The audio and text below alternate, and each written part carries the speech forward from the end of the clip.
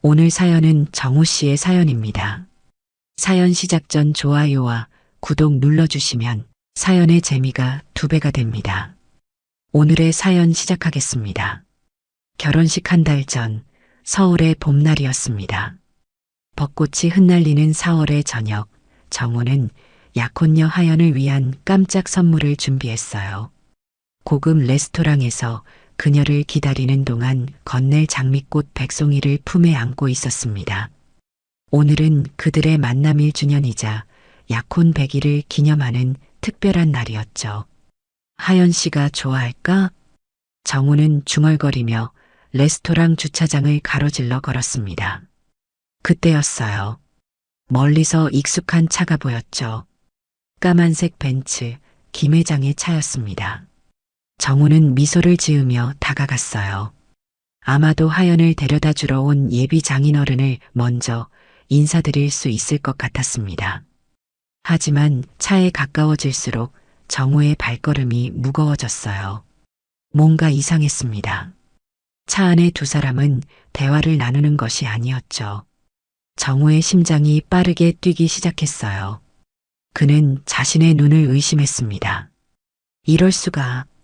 벤츠 안에서 정우의 약혼녀 하연이 그녀의 아버지라고 알고 있던 김 회장과 입맞추고 있었어요. 그것도 부녀 사이의 애정 표현이라고 하기엔 너무나도 깊고 긴 입맞춤이었습니다. 정우의 온몸이 얼어붙었어요.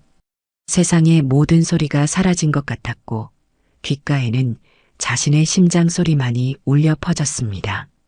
정우가 들고 있던 장미꽃 백송이가 손에서 미끄러져 아스팔트 위로 떨어졌어요. 붉은 꽃잎들이 바람에 흩날리며 그의 발치에 흩어졌습니다.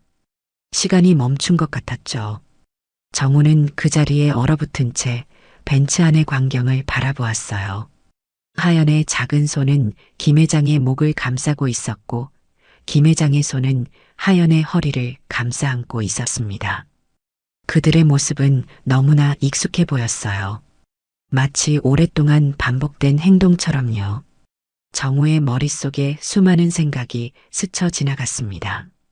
난 뭐였던 거지? 그저 도피처? 탈출구? 그동안의 모든 것이 거짓이었어?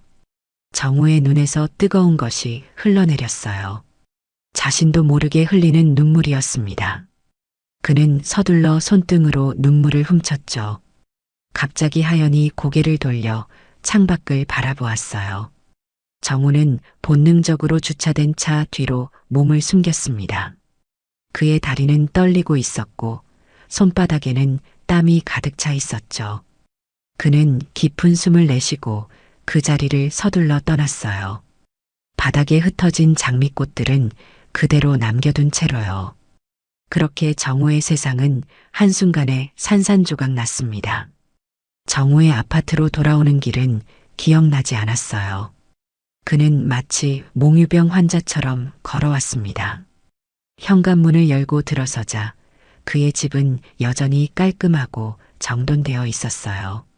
마치 아무 일도 일어나지 않은 것처럼요. 소파에 털썩 주저앉은 정우는 천장을 바라보았습니다. 머릿속에는 계속해서 벤츠 안에 두 사람이 떠올랐어요. 그는 자신의 이마를 세게 내리쳤습니다. 혹시 악몽이 아닐까 싶어서요. 하지만 현실이었죠. 어떻게 이런 일이. 정우의 휴대폰이 울렸습니다. 화면에는 하연이라는 이름이 반짝이고 있었어요.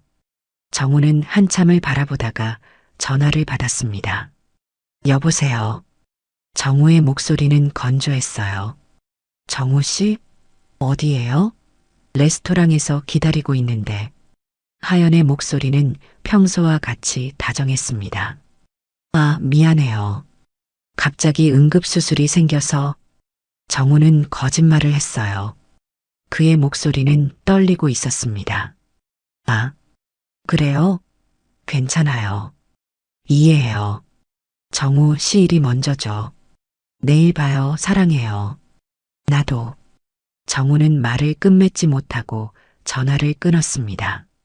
그의 눈에서 다시 눈물이 흘러내렸어요. 이제 무엇을 해야 할지 갈피를 잡을 수 없었습니다. 서울대 의대 출신의 흉부외과 의사인 정우가 플로리스트 하연을 만난 것은 1년 전이었어요. VVIP 전용 아파트 럭셔리 캐슬의 입주민 맞선 모임에서였습니다. 이 아파트는 서울에서도 손꼽히는 초고가 아파트로 여기 살고 있다는 것만으로도 신분을 보증받는 수표나 다름없었죠. 맞선 모임은 럭셔리 캐슬의 펜트하우스 라운지에서 열렸습니다. 샹들리에 아래서 반짝이는 샴페인 잔과 우아한 피아노 선율, 그리고 30여 명의 고급스러운 독신 남녀가 모여 있었어요. 정우는 원래 이런 모임을 좋아하지 않았지만 병원 동료의 강권으로 참석했습니다. 이런 데서 만난 사람이랑 결혼하면 평생 행복할 거야.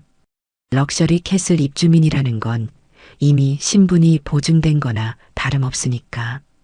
동료의 말을 반신반의하며 구석에 서 있던 정우의 눈에 한 여성이 들어왔어요. 흰색 원피스를 입은 그녀는 마치 모임과는 동떨어진 사람처럼 창가에 홀로 서서 밖을 바라보고 있었습니다.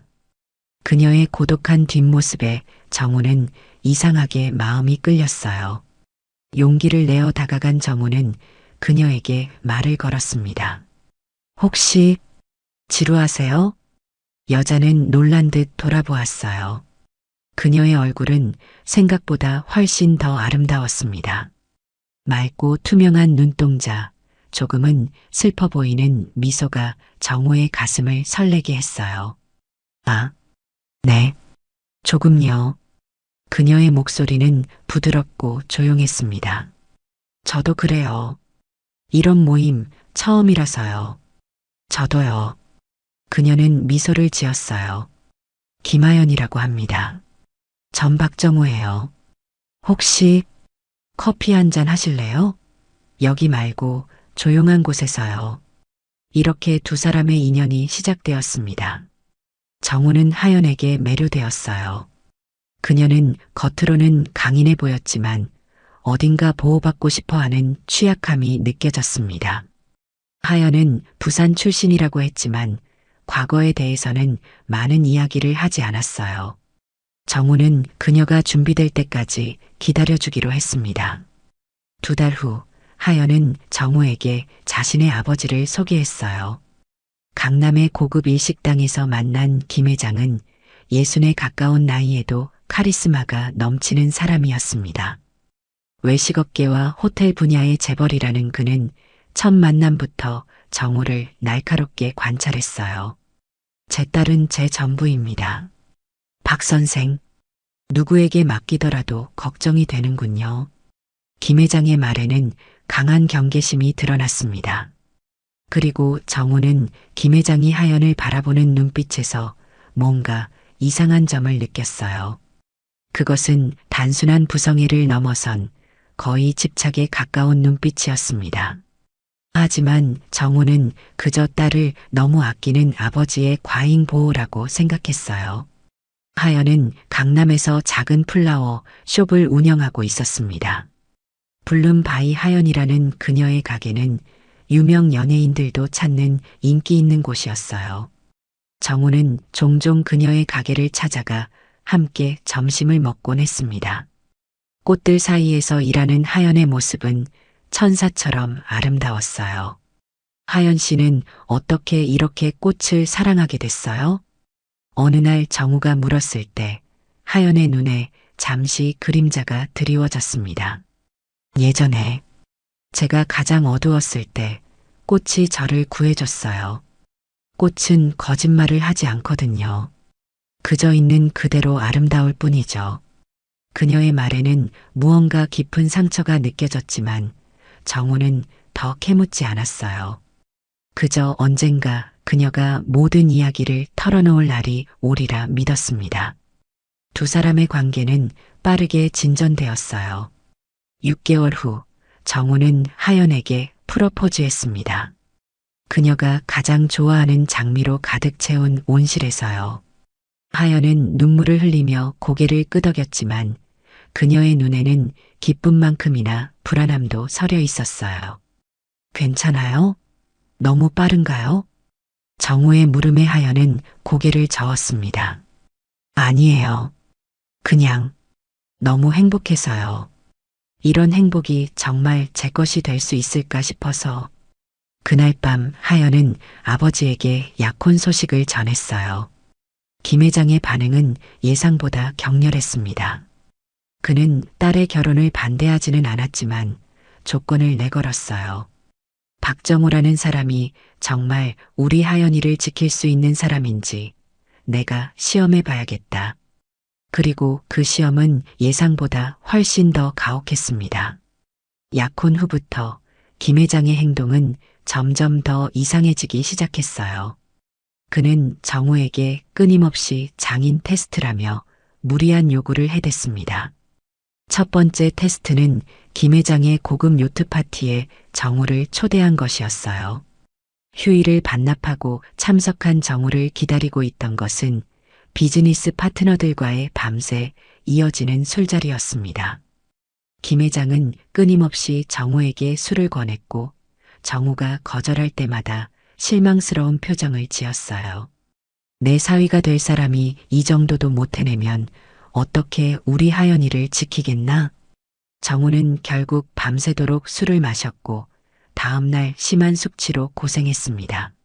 하연은 미안해하며 정우를 간호했어요. 아버지가 너무 과하셨어요. 정말 죄송해요, 정우 씨. 괜찮아요. 장인어른이 걱정하시는 것도 이해해요.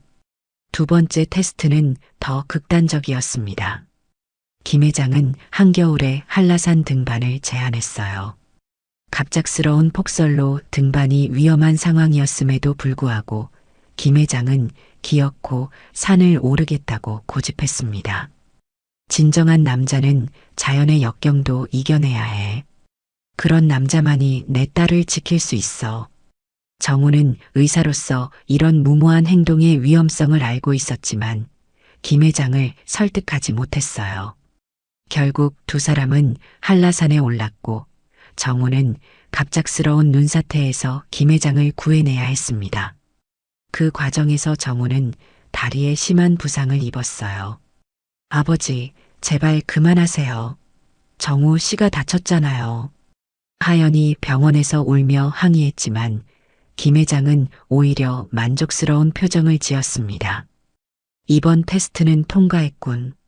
위기 상황에서 나를 구할 만큼 용감하니까. 정우는 하연이 아버지 앞에서 위축되는 모습을 처음 목격했어요. 언제나 당당하고 자신감 넘치던 하연이 김 회장 앞에서는 마치 작은 새처럼 떨고 있었습니다. 세 번째 테스트는 정우의 직업 윤리를 시험하는 것이었어요. 김 회장은 갑자기 정우의 병원을 찾아와 대리수술을 참관하겠다고 요구했습니다. 환자의 동의 없이는 불가능한 일이었죠. 장인어른, 이건 환자의 프라이버시 문제입니다. 의사 윤리 강령에도 어긋나요. 김 회장은 불쾌한 표정을 지었습니다. 내가 이 병원의 큰 후원자가 될 수도 있는데 그 정도도 안 되나? 정우는 단호하게 거절했고 김 회장은 분노하며 병원을 떠났어요. 그날 저녁 하연은 정우를 찾아왔습니다. 그녀의 손목에는 붉은 자국이 있었어요. 이게 뭐죠? 누가 이랬어요? 정우가 걱정스럽게 물었지만 하연은 고개를 저었습니다. 그냥 일하다가 다친 거예요. 신경 쓰지 마세요. 하지만 정우는 그 자국이 누군가의 소나기에 붙잡혀 생긴 것임을 알아볼 수 있었어요. 의사로서 그런 상처는 너무나 익숙했습니다. 정우는 점점 더 하연과 김 회장의 관계에 의문을 품기 시작했어요. 때때로 김 회장이 하연의 어깨나 허리를 스치듯 만지는 모습을 목격했고 그럴 때마다 김 회장은 하연의 귀에 대고 작게 속삭였습니다. 넌 아직 내 거야. 정우는 그 말을 분명히 들었지만 차마 그 의미를 생각하고 싶지 않았어요. 어쩌면 자신이 잘못 들은 것일지도 모른다고 스스로를 설득했습니다. 그러던 어느 날 하연이 가벼운 맹장염으로 정우의 병원에 입원하게 되었어요. 수술은 성공적이었고 하연은 VIP 병동에서 회복 중이었습니다. 정우는 매일 아침 일찍 출근해 그녀의 상태를 확인했어요. 그런데 3일째 되는 날 보안 담당자가 정우를 급히 불렀습니다. 박 선생님, 잠시 시간 되십니까? 보안 문제로 상담드릴 게 있습니다. 보안실에 들어선 정우에게 담당자는 CCTV 영상을 보여주었어요. 김하연 환자실에 새벽마다 외부인이 무단 출입하고 있습니다. 병원 규정상 보호자라도 면회 시간 외 출입은 제한되어 있는데 화면에는 김 회장이 새벽 2시경에 병실에 들어와 잠든 하연을 깨우지 않고 그대로 끌어안는 모습이 찍혀 있었습니다. 그것도 한두 번이 아니라 입원 기간 내내 매일 같이 반복된 행동이었어요. 더 충격적인 것은 김 회장이 잠든 하연의 이마와 입술에 키스하는 장면이었습니다. 그것은 결코 아버지가 딸에게 보내는 애정 표현이 아니었어요. 정우는 차마 그 영상을 끝까지 보지 못했습니다. 속이 메스꺼워졌고 머릿속이 하얗게 변했어요. 이 영상 복사본 받을 수 있을까요? 정우는 떨리는 목소리로 물었고 보안 담당자는 고개를 끄덕였습니다. 그날 저녁 정우는 부모님을 찾아갔어요. 그의 부모님은 강남의 고급 주택가에 살고 있었습니다. 아버지 박상현은 대형 로펌의 대표 변호사였고 어머니 이미경은 명문 사립대학 심리학과 교수였어요. 정우야, 무슨 일이니? 얼굴이 안 좋아 보인다. 어머니의 걱정스러운 목소리에 정우는 그동안 있었던 일을 모두 털어놓았습니다. 그리고 병원 CCTV 영상도 보여드렸어요. 세상에, 이건 완전히 학대야. 그 사람 하연 씨를 딸로 보는 게 아니라 어머니는 충격에 말을 잇지 못했습니다. 아버지는 심각한 표정으로 고개를 저었어요. 정우야, 그 여자 안 돼. 절대 안 돼. 뭔가 아주 잘못된 거야. 정우는 혼란스러웠습니다. 그는 하연을 사랑했어요. 하지만 이 상황이 너무 이해가 되지 않았습니다. 하지만 전 하연 씨를 사랑해요. 그녀를 지켜야 해요. 그녀를 지키고 싶다면 먼저 진실을 알아야 해. 어머니가 정우의 손을 잡았습니다. 하연 씨가 정말 김 회장의 딸이 맞는지부터 확인해봐. 정우는 그 말에 깊이 생각해 보았어요. 그동안 그는 하연의 이야기를 모두 믿어왔습니다. 하지만 이제는 의심해 볼 필요가 있었어요. 그날 밤 정우는 별다른 잠을 이루지 못했습니다. 그의 머릿속에는 끊임없이 의문이 맴돌았어요. 하연은 정말 누구인가? 김 회장과의 관계는 무엇인가? 그리고 자신은 이 모든 것 속에서 어떤 역할을 하고 있는가? 다음 날 아침 정우는 절친한 친구 지훈에게 연락했습니다. 지훈은 사설 탐정 출신의 변호사였어요. 그들은 대학 시절부터 친구였고 지훈은 언제나 정우의 든든한 조력자였습니다. 무슨 일이야, 이른 아침부터? 카페에서 만난 지훈에게 정우는 모든 상황을 설명했어요. 지훈은 심각한 표정으로 정우의 이야기를 들었습니다. 내가 하연 씨의 과거를 좀 조사해 볼게. 뭔가 이상해. 지훈의 조사는 일주일 후 충격적인 결과들을 가져왔습니다. 우선 하연이 다녔다는 대학에는 그녀의 기록이 전혀 없었어요. 지훈은 직접 부산으로 가서 하연이 졸업했다는 대학을 방문했지만 담당자는 이렇게 말했습니다. 김하연이라고요? 글쎄요, 우리 학교 졸업사진에도 없던 이름인데요. 또한 김 회장의 가족관계 등록부에도 하연의 이름은 없었어요. 김 회장에게는 합법적인 자녀가 단 한 명도 없었습니다. 특히 충격적인 것은 김 회장이 하연을 딸이라고 부르는 것은 단지 외부에서의 이미지일 뿐 실제로는 전혀 다른 관계라는 증거였어요. 가장 결정적인 것은 부산의 한 유흥업소 루비에서 발견된 계약서였습니다. 그것은 김 회장과 하연 사이의 5년 장기 스폰서십 계약서였어요. 계약서에는 하연이 김 회장의 전속 애인으로 지내는 대신 고급 아파트와 사업 자금을 받는다는 내용이 명시되어 있었습니다. 게다가 거기에는 비밀 혼인 의향까지 포함되어 있었어요. 이럴 수가. 하연은 내게 거짓말을 했던 거야. 정우는 배신감에 가슴이 찢어질 듯 했습니다. 지우는 그의 어깨를 토닥였어요. 진정해, 정우야. 하연 씨에게도 사정이 있을 거야. 직접 물어봐야 할 것 같아. 그런데 어떻게 물어? 혹시 당신 김 회장 딸 아니죠? 실은 그의 애인이었던 거죠? 라고 정우의 목소리는 쓰라리게 들렸습니다. 지우는 고개를 저었어요. 직접적으로 물어보진 말고 그녀의 반응을 살펴봐. 모든 사람에겐 이야기가 있어. 하연 씨도 마찬가지일 거야. 정우는 며칠 동안 복잡한 감정에 시달렸습니다. 배신감, 분노, 혼란, 그리고 여전히 남아있는 사랑. 그는 하연이 처했을 상황에 대한 연민도 느꼈어요. 어쩌면 그녀는 자신의 의지와 상관없이 그런 상황에 놓였을지도 모릅니다. 결국 정우는 하연을 직접 만나 진실을 물어보기로 결심했어요. 그는 그녀가 좋아하는 한강공원의 벤치에서 만남을 제안했습니다. 하연 씨, 우리 얘기 좀 해요. 공원에 도착한 하연의 얼굴은 창백했어요. 그녀는 이미 정우가 무슨 말을 하려는지 알고 있는 듯 했습니다. 난 당신을 정말 사랑해요.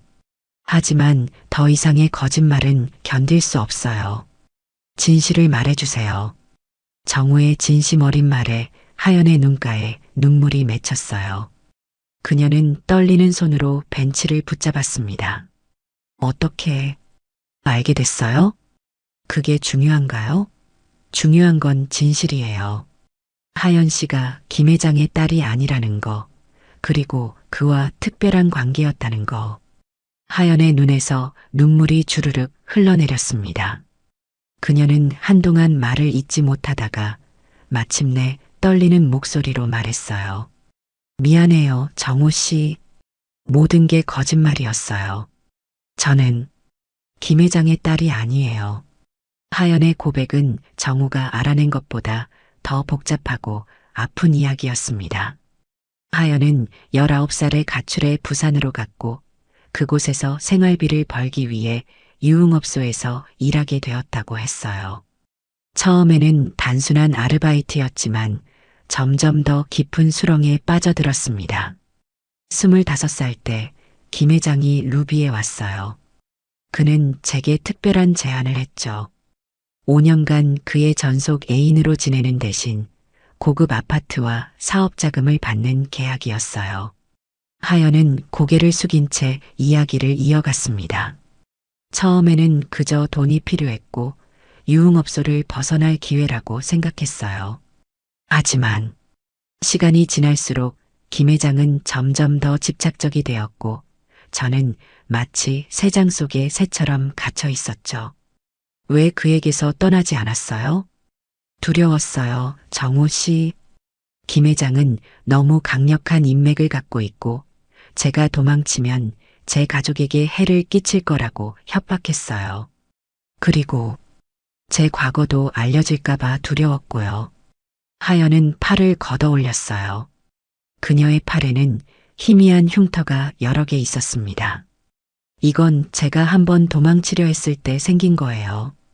김 회장은 제가 온전히 그의 소유라는 걸 확실히 보여주고 싶어 했죠. 정우는 충격에 아무 말도 할 수 없었어요. 하연의 이야기는 계속되었습니다. 계약이 끝날 무렵 저는 정말 새 삶을 시작하고 싶었어요. 그런데 김 회장은 계약을 연장하자고 했고 저는 도망칠 방법을 찾고 있었죠. 그때 럭셔리 캣을 맞선 모임에서 정우 씨를 만났어요. 하연의 눈물이 뺨을 타고 흘러내렸습니다.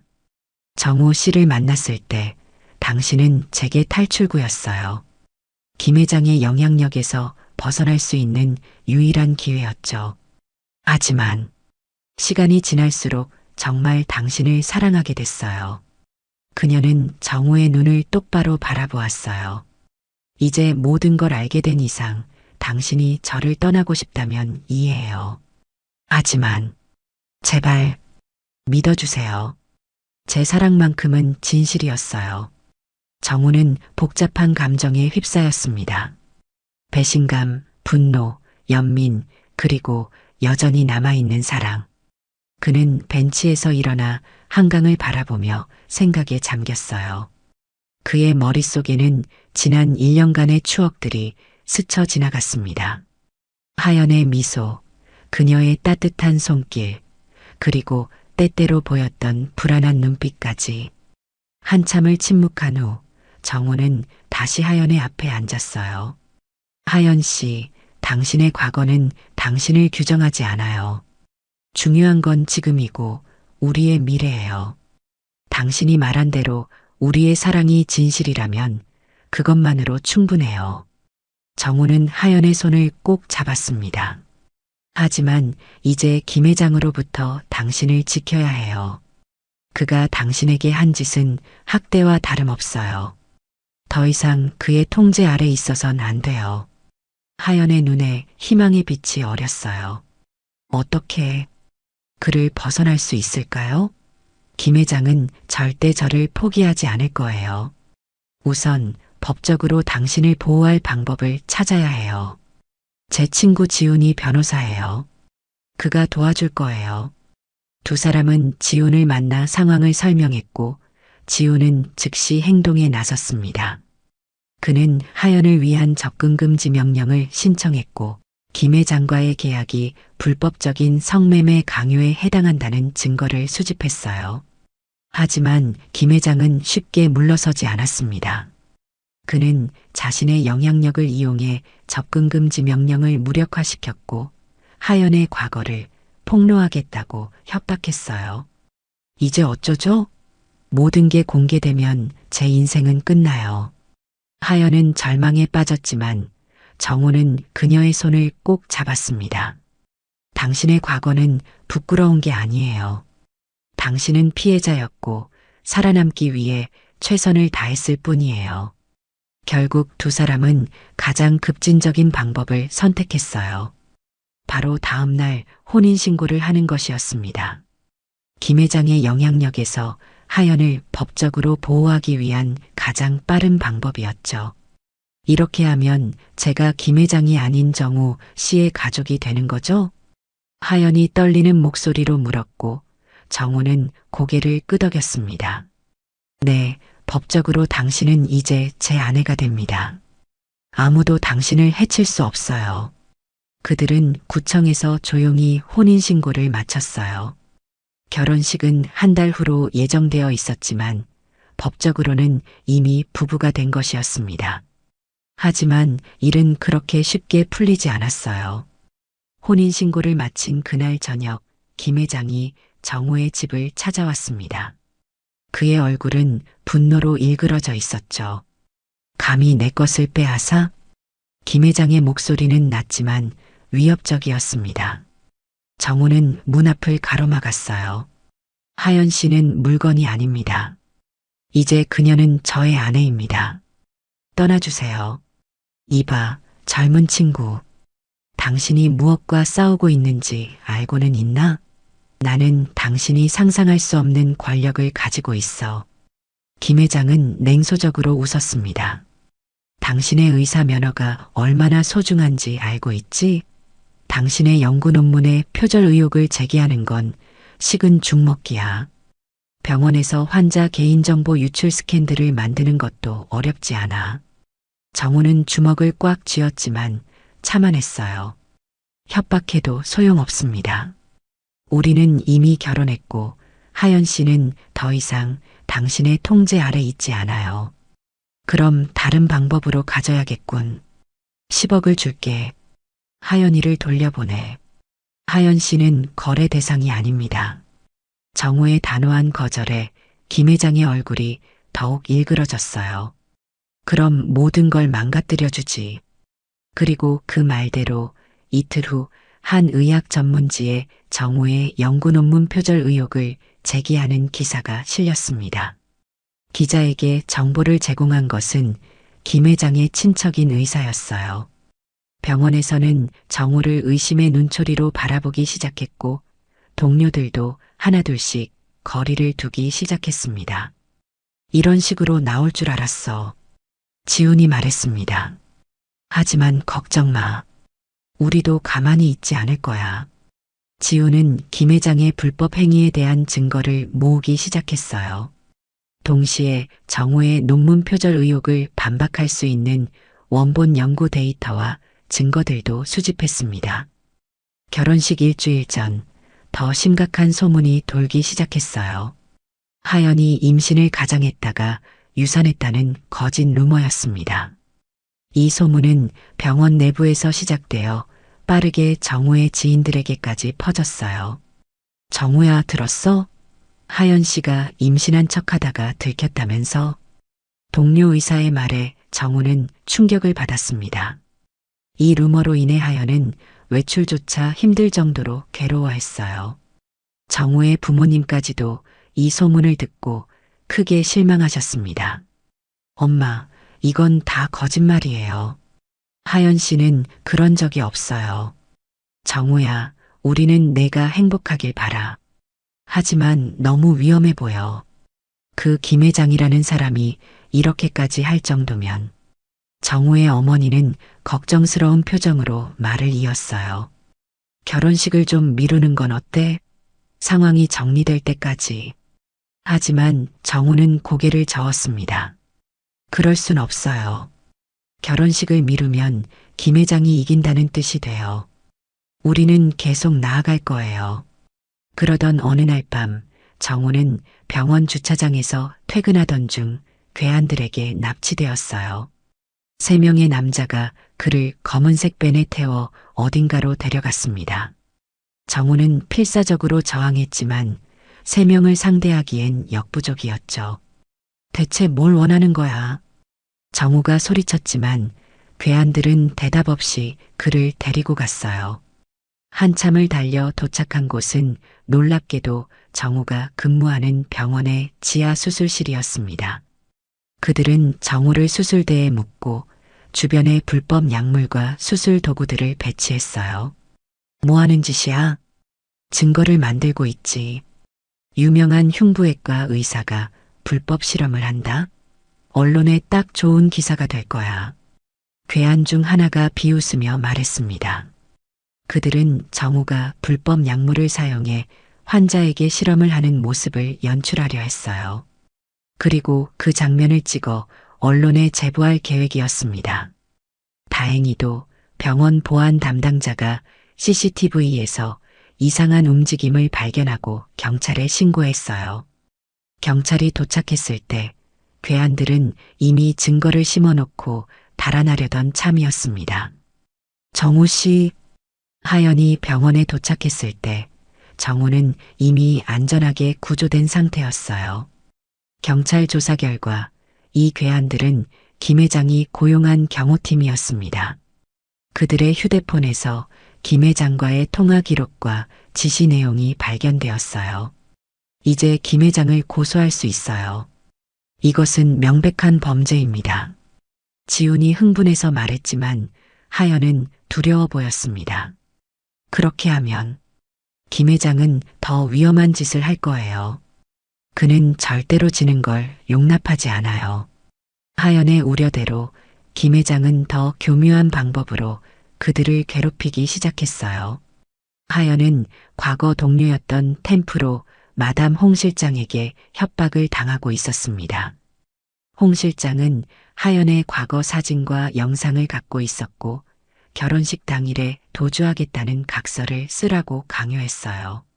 내가 행복해지면 안 돼. 김 회장님이 그렇게 원하시니까. 홍 실장의 말에 하연은 절망에 빠졌습니다. 그녀는 정우에게 이 사실을 말하지 않았어요. 정우가 더 위험에 처할까봐 두려웠기 때문이었습니다. 결혼식 3일 전 하연은 결국 정우에게 모든 것을 털어놓았어요. 정우 씨, 저는 결혼식 당일 도망치겠다는 각서를 썼어요. 홍 실장이 협박해서. 정우는 충격을 받았지만 곧 이해했습니다.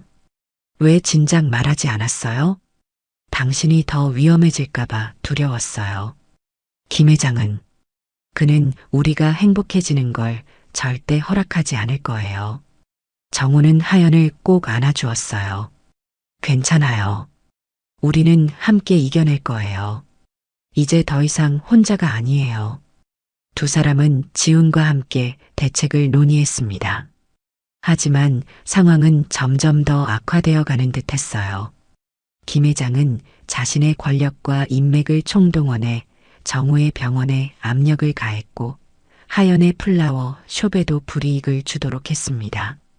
이대로는 안 돼. 우리에게 더 강력한 무기가 필요해. 지우는 결심한 듯 말했어요. 그는 자신의 모든 인맥을 동원해 김 회장의 비리를 파헤치기 시작했습니다. 그리고 마침내 결혼식 이틀 전에 결정적인 증거를 찾아냈어요. 정우야, 찾았다. 김 회장의 해외 비자금과 마약성 향정신성 의약품 거래 리스트야. 지훈이 흥분해서 보여준 서류들은 김 회장을 완전히 몰락시킬 수 있는 결정적인 증거였습니다. 그는 수년간 정치인들을 매수하고 불법적인 약물 거래에 관여해왔어요. 게다가 여러 유흥업소를 통해 불법적인 성매매를 알선하고 인신매매에도 가담한 정황이 있었습니다. 이걸로 그를 고소할 수 있어. 지훈이 외쳤어요. 더 놀라운 일은 그 다음 날 벌어졌습니다. 김 회장의 합법적인 배우자인 서명숙 여사가 미국에서 급거 귀국한 것이었어요. 그녀는 지훈의 사무실을 찾아와 충격적인 이야기를 털어놓았습니다. 그 남자는 20년간 저와 아이들에게 양육비 수백억을 체납했어요. 이제는 법의 심판을 받을 때가 됐어요. 서명숙 여사는 김 회장을 상대로 대규모 소송을 제기했습니다. 그녀의 주장에 따르면 김 회장은 그들의 결혼 생활 동안 수많은 여성들과 비밀 계약을 맺어왔고 하연은 그 중 하나에 불과했다는 것이었어요. 그 남자는 병적인 소유욕을 가지고 있어요. 자신이 소유한 여성들을 통제하려는 강박관념이 있죠. 서명숙 여사의 증언은 하연의 상황을 더 잘 이해할 수 있게 해주었습니다. 김 회장은 단순한 사업가가 아니라 자신의 권력을 이용해 약자를 착취하는 폭력적인 인물이었어요. 지훈은 서명숙 여사와 손을 잡고 김 회장에 대한 대규모 법적 공세를 준비했습니다. 동시에 정우와 하연의 결혼식 준비도 계속되었어요. 그들은 김 회장의 협박에 굴하지 않기로 했습니다. 우리가 굴복하면 그가 이기는 거예요. 우리는 예정대로 결혼식을 할 거예요. 정우가 단호하게 말했습니다. 결혼식 전날 밤 정우는 자신의 아파트 발코니에서 서울의 야경을 바라보고 있었어요. 내일이면 그는 하연과 모든 사람 앞에서 결혼을 하게 됩니다. 그런데 웬일인지 그의 마음은 불안했어요. 김 회장이 이대로 물러설 리가 없다는 걸 알았기 때문입니다. 그때 정우의 휴대폰이 울렸습니다. 지훈이었어요. 정우야, 큰일 났어. 김 회장이 내일 결혼식장에 나타날 계획을 세우고 있어. 그가 뭔가 크게 벌일 모양이야. 어떻게 알았어? 그의 경호팀 중 한 명이 경찰에 자수했어. 아마 내 납치 사건 때문에 겁이 났나 봐. 그 사람 말로는 김 회장이 결혼식장에서 하연을 강제로 데려갈 계획이래. 정우는 심호흡을 했습니다. 경찰에 신고했어? 했어. 하지만 김 회장의 영향력이 커서 단순 신고만으로는 불충분할 수 있어. 우리도 대비해야 해. 정우는 생각에 잠겼어요. 그때 문득 아이디어가 떠올랐습니다. 지훈아, 내일 결혼식에 모든 증거를 가져와. 그리고 서명숙 여사도 초대해. 언론사들도 불러. 김 회장이 나타나면 우리는 그를 모든 사람 앞에서 단죄할 거야. 위험할 수 있어, 정우야. 알아. 하지만 이게 우리가 그를 영원히 벗어날 수 있는 유일한 방법이야. 결혼식 당일 서울의 한 호텔 웨딩홀은 화려하게 장식되었습니다. 하객들이 하나둘씩 도착하기 시작했어요. 정우는 긴장된 표정으로 대기실에서 기다리고 있었습니다. 지훈이 들어와 상황을 보고했어요. 모든 준비 완료. 언론사 기자들도 도착했고 서명숙 여사도 왔어. 증거 서류도 USB도 다 준비했어. 하연은 메이크업 중이야. 괜찮아 보여. 아, 그리고 김 회장의 차가 방금 호텔에 도착했어. 정우는 깊게 숨을 들이마셨습니다. 시작되는군. 결혼식이 시작되고 하연이 아름다운 웨딩드레스를 입고 입장했어요. 그녀는 흰색 드레스에 붉은 장미 부케를 들고 있었습니다. 모든 하객들이 그녀의 아름다움에 감탄했어요. 정우는 제단 앞에서 그녀를 기다리고 있었습니다. 하지만 하연이 제단에 오르기 직전 웨딩홀 로비에서 소란이 일어났어요. 김 회장이 경호원들을 대동하고 들어온 것이었습니다. 그와 함께 홍 실장도 있었어요. 이 망할 결혼식 당장 중단해. 김 회장의 고함에 모든 하객들이 놀라 뒤를 돌아보았습니다. 정우는 하연에게 다가가 그녀의 손을 꼭 잡았어요. 괜찮아요. 우리가 계획한 대로만 하면 돼요. 김 회장은 제단을 향해 걸어왔습니다. 그의 얼굴은 분노로 일그러져 있었어요. 하연아, 너 지금 뭐 하는 거야? 각서는 어디 갔어? 약속을 지켜야지. 김 회장은 하연의 멱살을 잡고 외쳤습니다. 넌 내 소유야. 내가 만들어준 거야. 그 순간 언론사 기자들의 카메라 플래시가 터졌고 이 모든 장면이 실시간으로 생중계되기 시작했어요. 김 회장은 주변을 둘러보고 당황했습니다. 이런 상황을 예상하지 못했던 것이죠. 하연은 김 회장의 소나기에서 벗어나 다시 제단 위로 올라갔어요. 그리고 마이크를 들었습니다. 이제 그만 끝내요. 하연은 떨리는 손으로 자신의 드레스 주머니에서 USB와 종이 한 장을 꺼냈어요. 그것은 김 회장과의 원본 계약서와 그의 불법 행위가 담긴 증거였습니다. 저는 제가 한 모든 잘못을 인정하고 책임질 준비가 되어 있습니다. 하지만 이 사람의 범죄도 반드시 밝혀져야 합니다. 하연이 던진 USB를 정우가 받아 노트북에 연결했어요. 거기에는 김 회장이 정치인들을 로비하는 음성 파일과 템프로에서의 불법 성접대 동영상이 담겨 있었습니다. 동시에 서명숙 여사가 앞으로 나와 김 회장의 가족 유기와 재산 은닉에 대해 증언했어요. 이 모든 것이 언론에 공개되자 김 회장은 갑자기 가슴을 부여잡고 쓰러졌습니다. 심장마비인 척 연기한 것이었죠. 하지만 정우는 의사였기에 그의 연기를 간파했어요. 구급차 부를 필요 없습니다. 김 회장님은 연기하고 계신 거예요. 정우의 말에 김 회장은 갑자기 벌떡 일어나 도주하려 했지만 이미 경찰들이 웨딩홀을 둘러싸고 있었습니다. 김 회장은 결국 체포되었어요. 김성태 씨, 당신은 횡령, 불법 약물 거래, 인신매매 혐의로 체포됩니다. 형사가 김 회장에게 수갑을 채우며 말했습니다. 홍 실장과 김 회장의 경호원들도 함께 체포되었어요. 웨딩홀은 한동안 혼란스러웠지만 점차 평온을 되찾았습니다. 정우는 하연에게 다가갔어요. 괜찮아요? 하연은 고개를 끄덕였지만 그녀의 눈에는 슬픔이 어려 있었습니다. 죄송합니다. 정우 씨.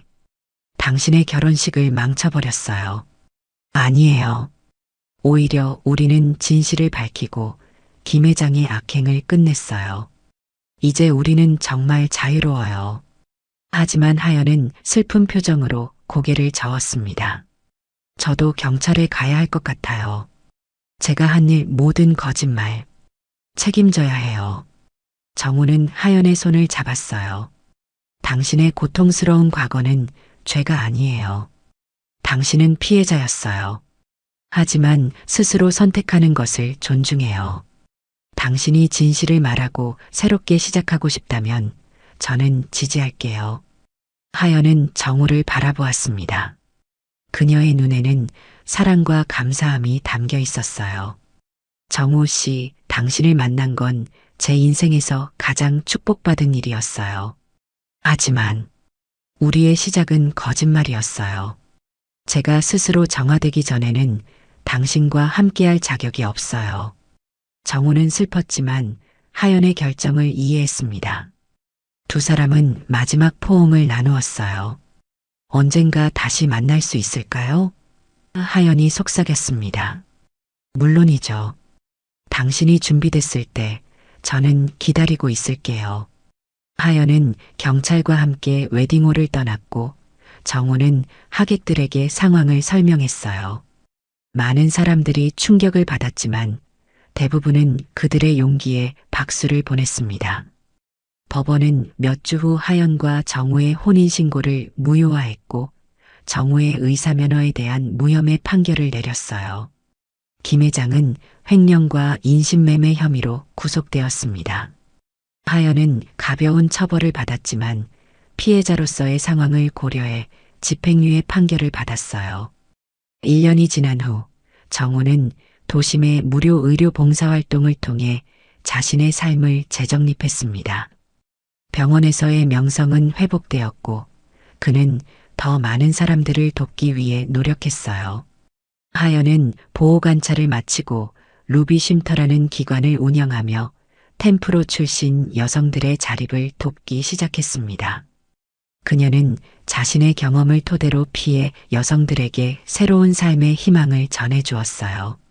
서명숙 여사는 김 회장의 지분을 매각해 얻은 돈으로 피해자 지원 기금을 조성했습니다. 그녀는 하연과 함께 일하며 더 많은 여성들을 돕기 위해 노력했어요. 정우와 하연은 가끔 우연히 마주치곤 했습니다. 그들은 더 이상 연인이 아니었지만 서로의 상처를 이해하는 특별한 인연이었어요. 둘 다 각자의 방식으로 치유되어 가고 있었습니다. 신분 증명과 화려한 겉모습만으로는 사람을 판단할 수 없어요. 진정한 가치는 진실과 책임감에 있습니다. 하연이 쉼터에서 젊은 여성들에게 들려주는 말이었습니다. 그녀의 눈에는 이제 더 이상 두려움이 없었어요. 오직 미래를 향한 희망만이 빛나고 있었습니다. 정우는 병원 봉사활동을 마치고 귀가하는 길에 우연히 한 간호사와 자주 마주치게 되었습니다. 그녀는 항상 따뜻한 미소로 정우를 맞아주었어요. 시간이 지나면서 정우의 마음에도 새로운 봄이 찾아오기 시작했습니다. 두 해가 지난 어느 봄날, 정우는 도심 공원의 벤치에 앉아 있었어요. 그때 누군가가 그의 앞에 멈춰 섰습니다. 하연이었어요. 그녀는 이전보다 더 건강해 보였고 눈빛에는 평화로움이 깃들어 있었습니다. 오랜만이에요, 정우 씨. 네, 정말 오랜만이네요. 두 사람은 잠시 앉아 이야기를 나눴습니다. 하연은 쉼터 일이 잘 되어가고 있다고 했고 정우는 최근 개원한 자신의 클리닉에 대해 이야기했어요. 정우 씨, 저는 이제 제 과거를 받아들였어요. 더 이상 도망치지 않고 있는 그대로의 제 자신을 사랑하기로 했죠. 정우는 미소 지었습니다. 다행이에요. 하연 씨는 항상 그럴 자격이 있었어요. 정우 씨는 어떠세요? 행복하신가요? 정우는 잠시 생각에 잠겼다가 고개를 끄덕였어요. 네, 행복합니다. 지금의 제 삶이 만족스러워요. 두 사람은 서로를 바라보며 미소 지었습니다. 과거의 아픔은 여전히 그들 안에 있었지만 이제는 그것을 딛고 각자의 길을 걷고 있었어요. 저는 이제 가봐야 해요. 쉼터에 새로운 입소자가 오거든요. 하연이 일어서며 말했습니다. 정우도 따라 일어났어요. 저도요. 오후에 진료가 있어서. 그들은 잠시 서로를 바라보다가 가볍게 포옹을 나누었습니다. 더 이상의 말은 필요하지 않았어요. 두 사람은 각자의 길로 걸어갔습니다. 그것은 작별이 아닌 서로의 새로운 시작을 인정하고 축복하는 침묵의 인사였어요. 서울의 봄날, 벚꽃이 흩날리는 거리에서 정우는 하연이 멀어지는 뒷모습을 바라보았습니다. 그리고 마음속으로 속삭였어요. 행복하세요. 바람에 실려온 속삭임 같은 목소리가 들려왔습니다. 당신도요. 정우는 미소를 지으며 걸음을 재촉했어요. 앞으로의 길이 어떨지는 아무도 모릅니다. 하지만 정우는 이제 알고 있었습니다. 어떤 상황에서도 진실은 결국 빛을 발한다는 것을, 그리고 그 진실을 마주할 용기가 있다면 언제든 새롭게 시작할 수 있다는 것을요.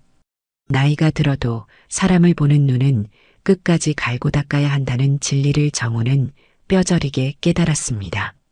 화려한 겉모습에 현혹되지 않고 상대방의 진심을 볼 수 있는 지혜가 필요하다는 것도요. 그리고 무엇보다 자신의 상처를 인정하고 치유해가는 과정이 얼마나 중요한지도 알게 되었어요. 우리 주변에도 가면 뒤에 숨은 진실이 있을지 모릅니다. 때로는 화려해 보이는 관계 속에 숨겨진 어두운 비밀이 있을 수도 있고, 상처투성이 과거를 가진 사람이 가장 순수한 사랑을 줄 수도 있어요. 중요한 것은 표면적인 것이 아니라 내면의 진실이니까요. 정우의 새로운 시작은 과거의 상처를 딛고 일어서는 용기에서 비롯되었습니다. 그리고 하연 역시 자신의 과거를 부정하지 않고 그것을 통해 다른 이들을 돕는 길을 선택했어요. 두 사람은 각자의 방식으로 행복을 찾아가고 있었습니다.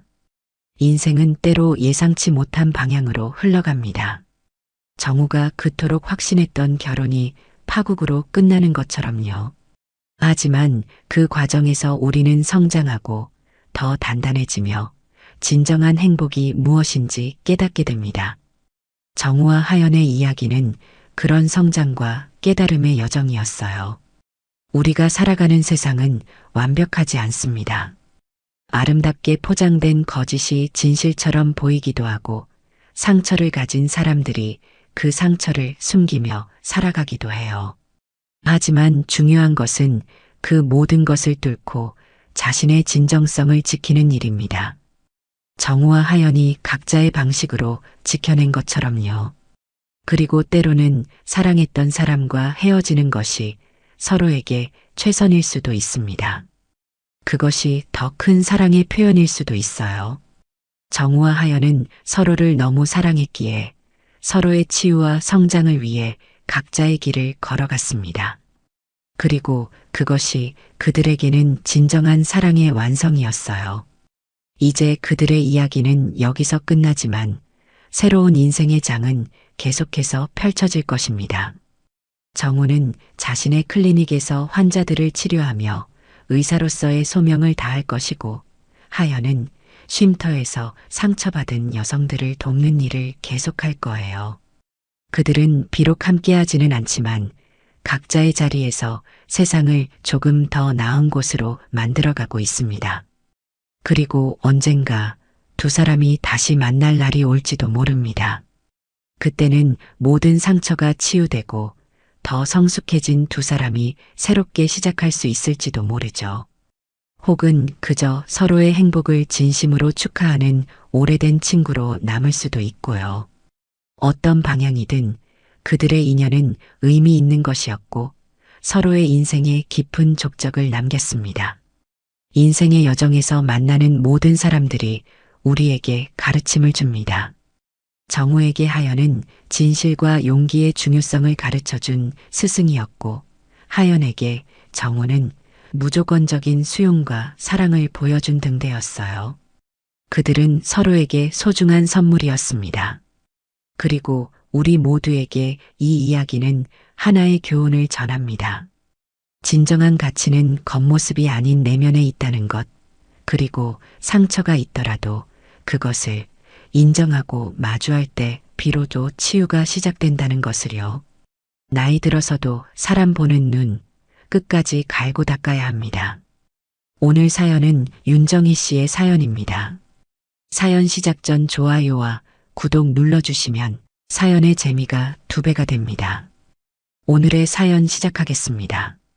새벽 5시 45분, 아직 어둠이 걷히지 않은 시간이었지만 윤정희는 이미 깨어 있었습니다. 옆에서 고르게 숨쉬는 남편 권민수의 얼굴을 바라보며 정희는 깊은 한숨을 내쉬었죠. 결혼 15년 그동안 정희는 단 한 번도 민수를 의심해 본 적이 없었습니다. 아니, 의심하고 싶지 않았다는 표현이 더 정확할지도 모르겠네요. 정희는 조심스럽게 침대에서 일어나 부엌으로 향했습니다. 매일 같은 시간에 일어나 가족들의 아침을 준비하는 일상은 정희에게 일종의 의식과도 같았죠. 밥솥에서 김이 피어오르는 동안 정희는 창밖을 바라보며 생각에 잠겼습니다. 요즘 들어 민수의 행동이 예전과 달라진 것 같다는 느낌을 지울 수가 없었죠. 엄마, 벌써 일어나셨어요? 12살 딸 수진이가 부스스한 머리를 하고 부엌으로 들어왔습니다. 정희는 딸의 머리를 쓰다듬으며 미소 지었죠. 우리 수진이도 일찍 일어났네. 오늘 학교에서 발표 있다고 했지? 네, 과학 시간에 해요. 엄마, 아빠는 언제 일어나세요? 오늘도 회사 일찍 가신대요. 수진이의 말에 정희는 잠시 망설였습니다. 민수가 요즘 부쩍 이른 출근과 늦은 퇴근을 반복하고 있었죠. 회사가 성장기라 바쁘다는 설명이었지만 정희는 왠지 모를 불안감을 느꼈습니다. 응, 아빠는 요즘 회사 일이 많으시대. 우리 이해해주자. 수진이가 고개를 끄덕이며 식탁에 앉았습니다. 정희는 능숙한 손놀림으로 아침상을 차리기 시작했죠. 된장찌개가 보글보글 끓는 소리와 함께 고소한 냄새가 부엌을 가득 채웠습니다. 여보, 일어났어요? 민수가 넥타이를 매면서 부엌으로 들어왔습니다. 깔끔하게 빗어넘긴 머리와 고급 정장을 입은 모습은 누가 봐도 성공한 사업가의 모습이었죠. 정희는 민수의 얼굴을 유심히 바라봤습니다. 평소와 다름없어 보이는 표정이었지만 정희는 민수의 눈빛 어딘가에서 어색함을 느꼈습니다. 오늘도 일찍 나가시는군요. 아침은 먹고 가세요. 미안, 오늘은 중요한 미팅이 있어서 일찍 나가봐야 해. 저녁에는 일찍 들어올게. 민수는 서둘러 커피 한 잔만 마시고 현관으로 향했습니다. 정희는 민수의 뒷모습을 바라보며 묘한 위화감을 느꼈죠. 평소라면 아이들과 인사라도 나누고 갔을 텐데 오늘은 유독 서두르는 모습이었습니다. 아빠 요즘 왜 저렇게 바빠요? 수진이의 질문에 정희는 애써 미소를 지었습니다. 회사가 잘 되고 있어서 그런가 봐. 우리 아빠 대단하시지? 하지만 정희의 마음속에는 이미 의심의 씨앗이 싹트고 있었습니다. 최근 민수의 휴대전화에서 자주 울리는 메시지 알림음, 늦은 밤 화장실에서 나지막이 통화하는 소리, 그리고 예전보다 훨씬 신경 써서 옷을 입고 향수를 뿌리는 모습.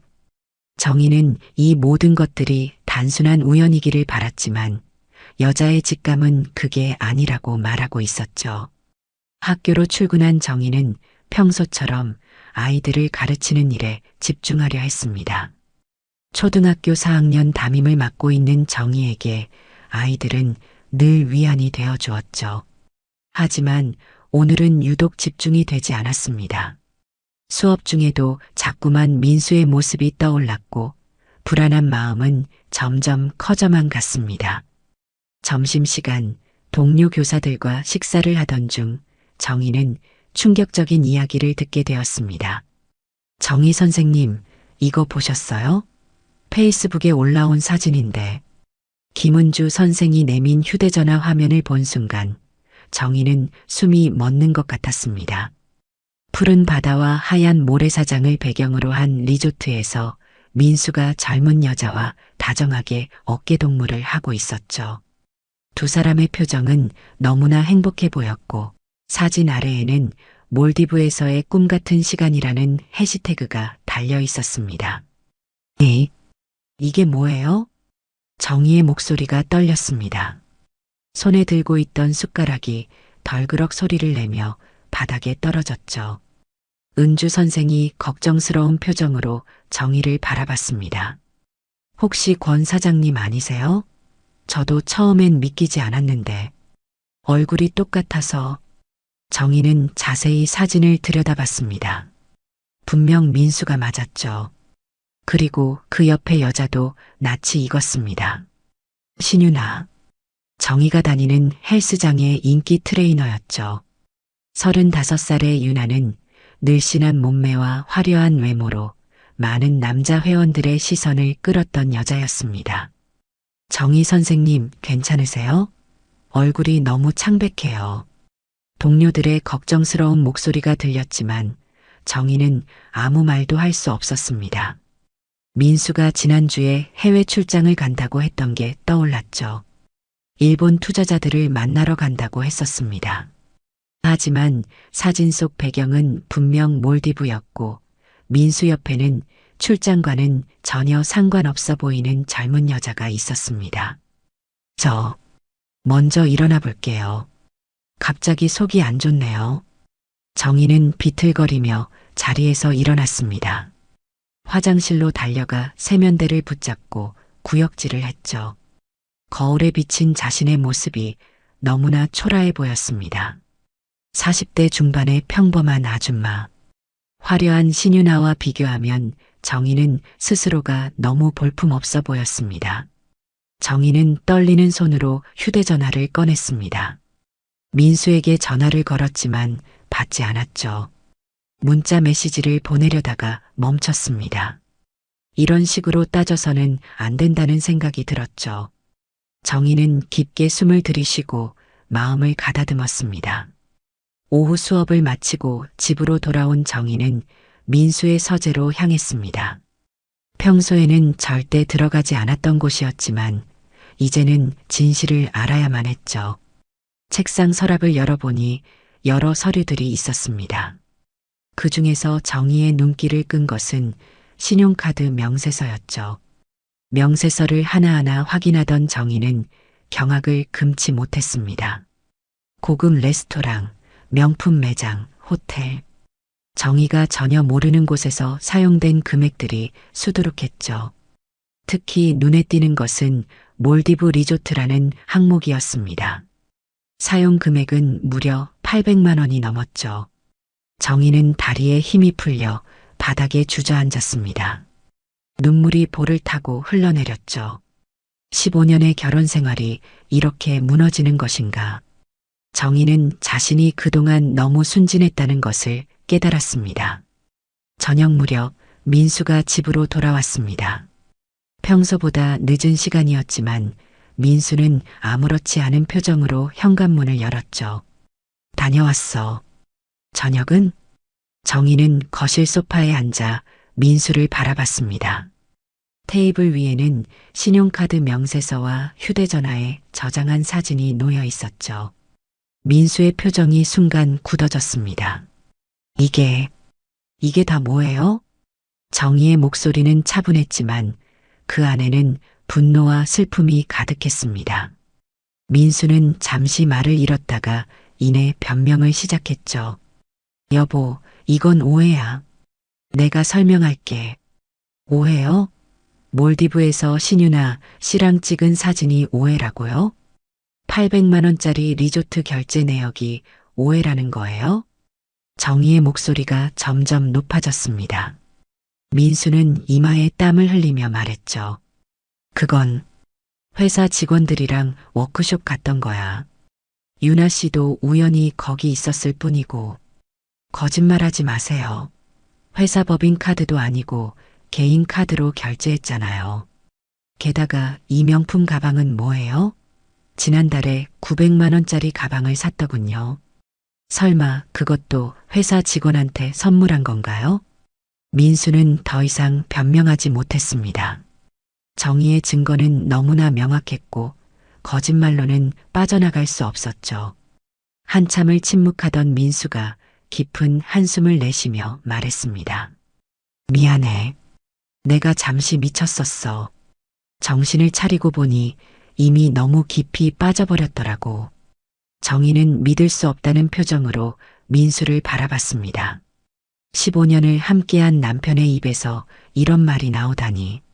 정희는 온몸이 떨리는 것을 느꼈죠. 얼마나 됐어요? 그 여자랑. 6개월 정도. 6개월. 정희는 그 시간을 되짚어 봤습니다. 민수가 갑자기 헬스를 시작했던 때와 일치했죠.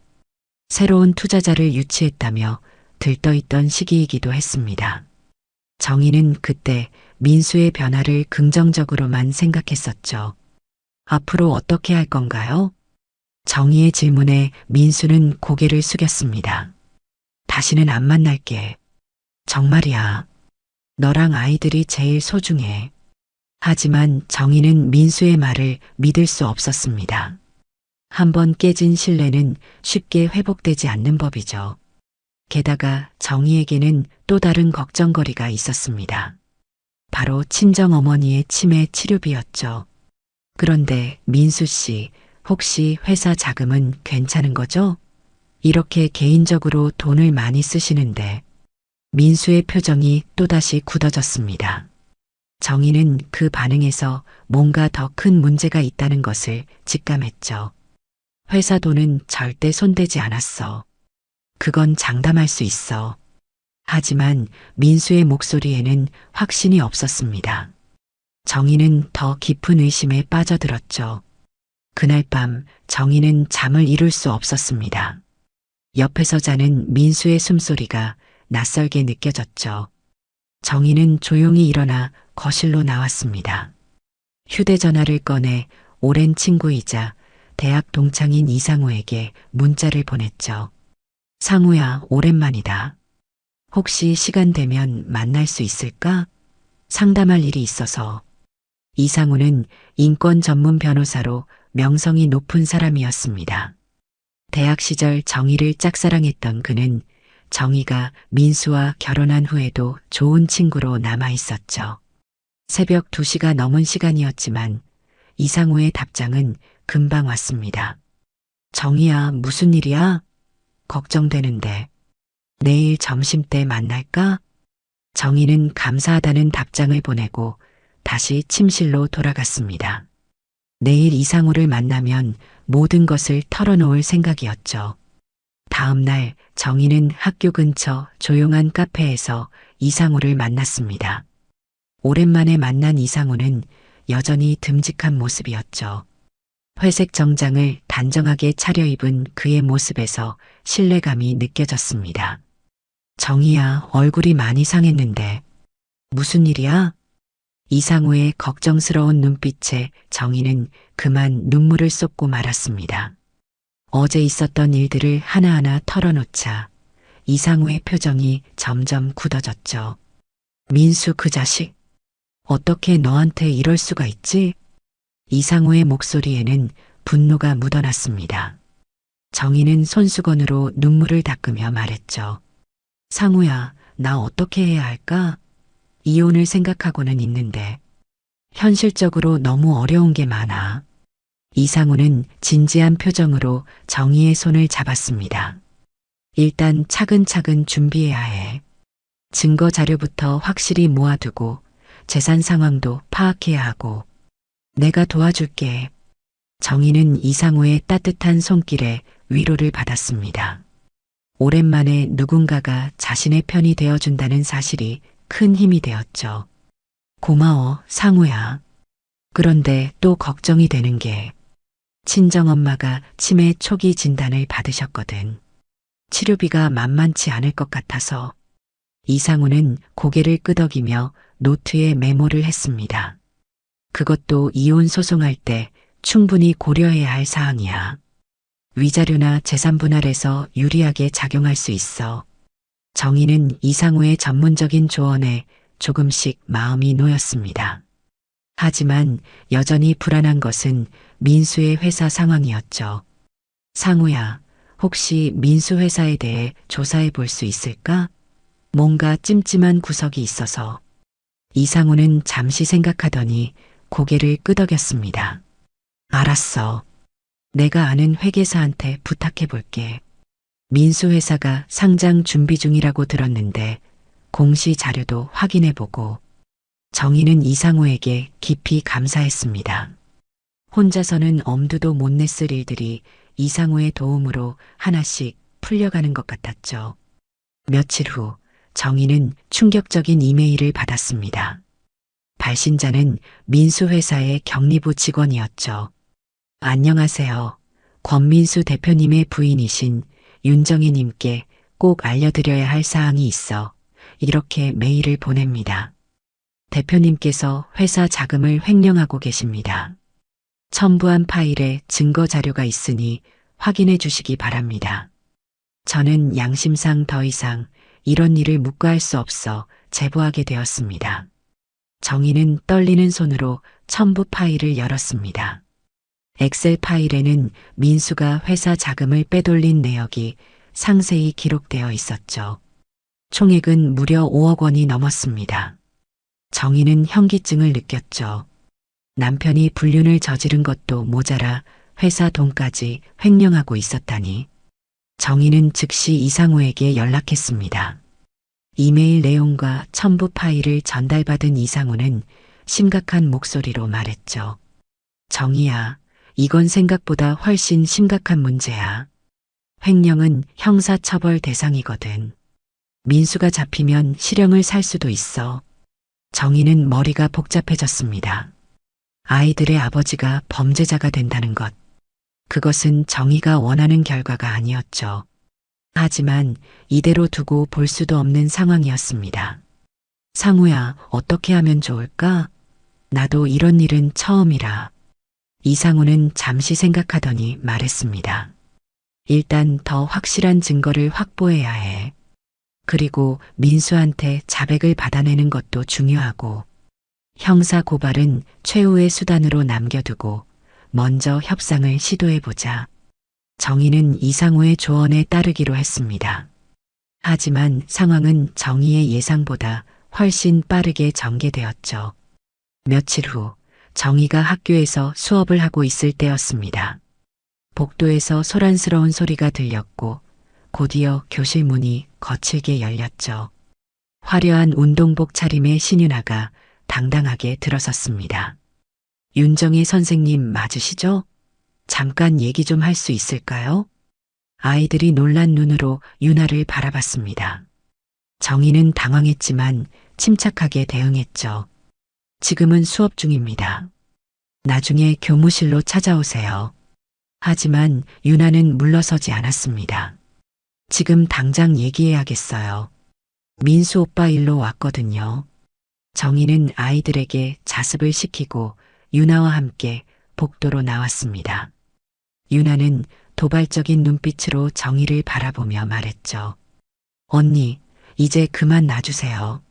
민수 오빠는 저랑 새 출발할 거예요.